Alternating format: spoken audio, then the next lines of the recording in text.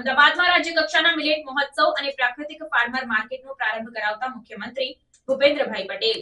મુખ્યમંત્રી ભૂપેન્દ્ર પટેલે સ્પષ્ટપણે જણાવ્યું કે શ્રી અન્ન અને પ્રાકૃતિક ખેતીના વ્યાપથી વડાપ્રધાન નરેન્દ્રભાઈ મોદીએ બેક ટુ બેઝિકના મંત્ર દ્વારા સ્વસ્થ જીવનનો રાહ દેશ અને દુનિયાને બતાવ્યો છે. મુખ્યમંત્રી ભૂપેન્દ્ર પટેલે કૃષિ મંત્રી રાઘવજી પટેલની ઉપસ્થિતિમાં અમદાવાદમાં રાજ્ય કક્ષાના મિલેટ મહોત્સવનો પ્રારંભ કરાવ્યો હતો.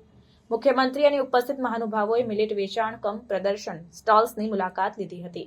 આ પ્રસંગે મુખ્યમંત્રીએ ગુજરાત રાજ્ય બીજ નિગમ લિમિટેડના અમદાવાદ જિલ્લાના 3 અને જામનગર જિલ્લાના 1 ગોડાઉન કોમ્પ્લેક્સનું લોકાર્પણ પણ કર્યું હતું.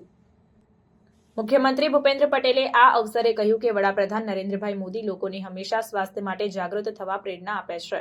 તેમના વિઝનરી નેતૃત્વમાં જનતાની સુખાકારીને હંમેશા પ્રાધાન્ય અપાયું છે અને તેમના જનકલ્યાણલક્ષી અભિગમને સાર્થક કરતો આ કાર્યક્રમ છે.